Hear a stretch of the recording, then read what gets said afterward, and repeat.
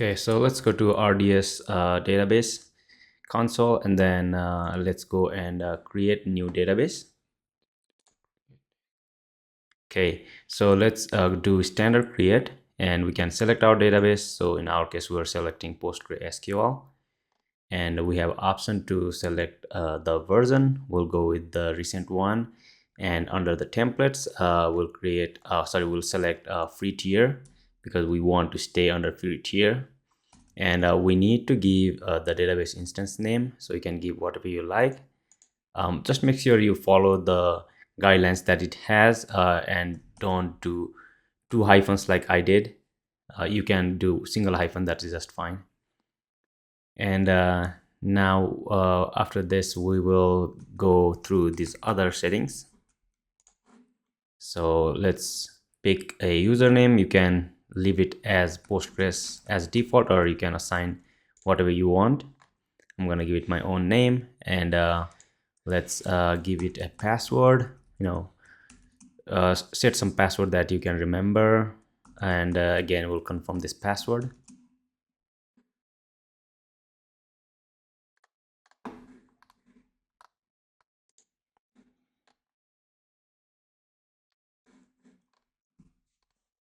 Now under the instance, we will pick T3 micro, and I believe T4 and T3 micro, they both come under free tier, so we want to select what's available under free tier.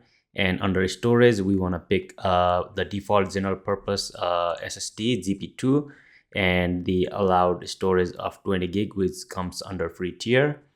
And we are not gonna enable auto scaling. And under connectivity, we'll leave the default settings.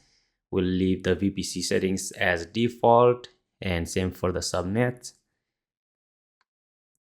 And under the public access, that is something we want to change. Since we will be connecting from our computer, we want to make sure that we select public access as yes. This allows us to connect from our own computer. And other VPC settings, we'll just leave it as default. We don't need to do anything there. And let's go under additional configuration. It says port, we'll leave it as default as 5432 for Postgres. Under monitoring, we will leave it as default. You get a 7 days free monitoring under free tier, so we'll just leave it as is. And then inside of monitoring, under additional configuration, we're not going to enable enhanced monitoring. We'll leave it unselected. And now under additional configuration, we should provide a initial database name.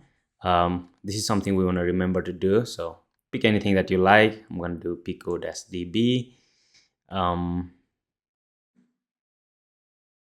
Oh, actually you don't want to do hyphen, do underscore, so we're doing pico_db. And then under backup, believe backup might be included, but just in case, I think I'm not gonna enable the backup. And the rest everything will leave it as is, and this should give a final estimate of the cost. So if we had anything that would incur charge, then it should be showing us what our monthly estimated cost would be. So since it's not showing anything, so we should be still under free tier. But let's still just go and double check everything here.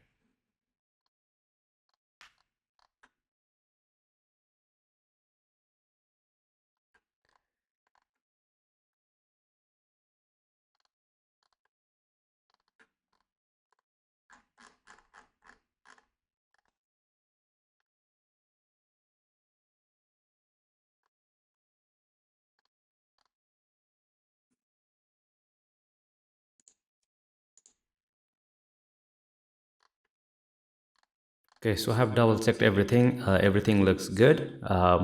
Think now we are good to go. So let's create this database.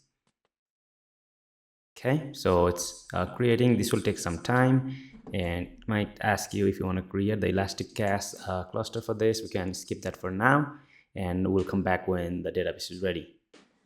This can take anywhere from 3 to 5 minutes.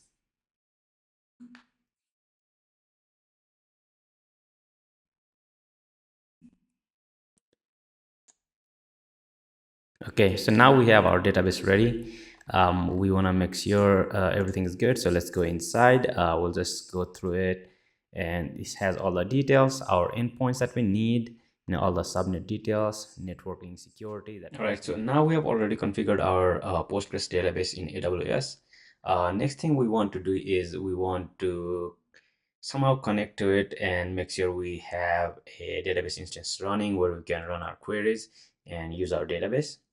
For that, we're going to use pgadmin. It's a graphical user interface, a GUI, that allows us to write our query, connect with our database, and all that kind of thing. So let's bring up pgadmin. Okay, so this is pgadmin. This is where we will connect to our AWS database from. It's if you don't have pgadmin and it's freely available, you can always go to their site, pgadmin.org, and go to download, and then download it for yourself.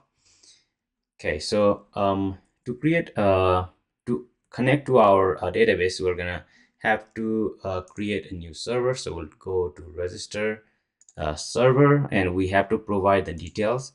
So under name, we'll just give whatever name we want. I'm gonna call it AWS. Yes, Postgres.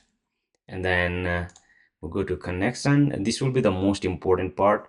Here we need to provide the host name, which is available in our AWS console, and the username. This is what we had set initially when we configured our database, and same goes for the password. So hopefully you have saved that somewhere you can find. So I'm gonna go and so if you go back to the database that we created earlier and go in there, and under connectivity and security, if you go under endpoint, this is where our endpoint is going to be, and this will allow us to connect. So now let's go back to and then paste that in there, and now username, mine was, and then you need password as well. Oh, and there's actually one more thing we need to do. So in order to connect to our AWS database that's hosted, sorry, Postgres database that's hosted in AWS from a computer, from a system that's outside of AWS, we need to configure our security settings. And in my case, this has been already configured, from the other database that I had configured before, but I want to go and show you. So if you go under connectivity and security, and if you go to security, there's a security group that was assigned to us by default when we configured. So if we go in there, you should see there's a security group. So if we click that, uh, in my case, I have all these three, but if you are doing this for the first time and if you have not defined your security group, the chances are there's only going to be this one. And in order for us to communicate with the Postgres that's running on our AWS, we need to make sure we have added the security rules. So what we do is you go to the edit inbound rules, and we need to make sure that we are allowing traffic coming from any IPv4 or IPv6 address. I mean, in in terms of security, you probably shouldn't be doing that. You shouldn't be allowing traffic coming from anywhere.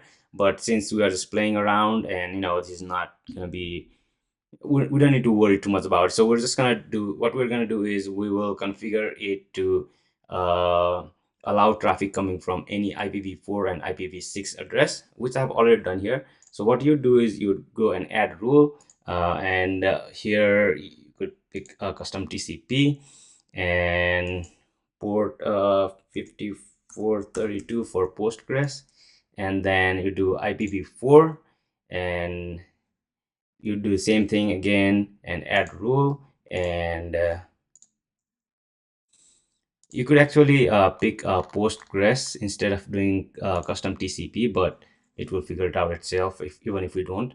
Then here we do IPv6, and then you would save the rules. But since I already have this, I'm gonna delete those and hit cancel. Okay, so I'm already configured to allow traffic here. So what I'm gonna do is I'm gonna go back to pgadmin. Okay, so I have my credentials here, so I'm gonna hit save. Okay, and we have a successful connection now. So if we go in here, we should be able to see the database name that we assigned as an initial database. So mine was pico-_db. So it's showing right here. So which means we are connected to AWS, Postgres hosted on AWS. So if we go in here under schema and under table, we don't have any table here. So just for, uh, to test it out, just let's go and create a new table.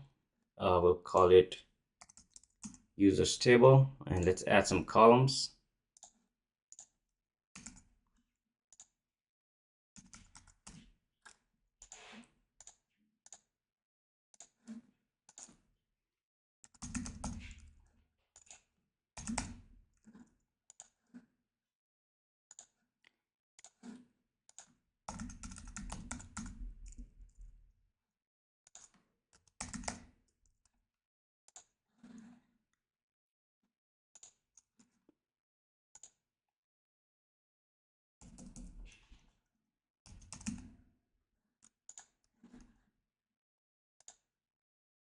Okay, so we have created a table in AWS Postgres.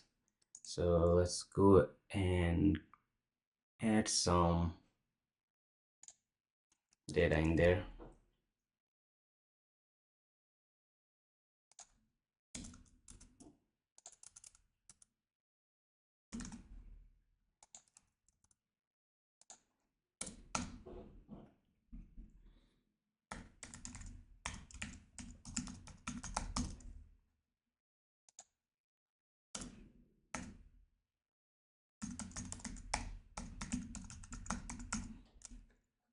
Okay, let's run the query.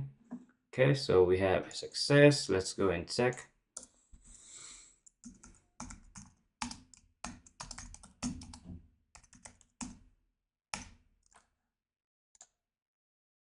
Okay, so we are now connected to AWS, database hosted on AWS, and we were able to run our queries, and that's all we needed.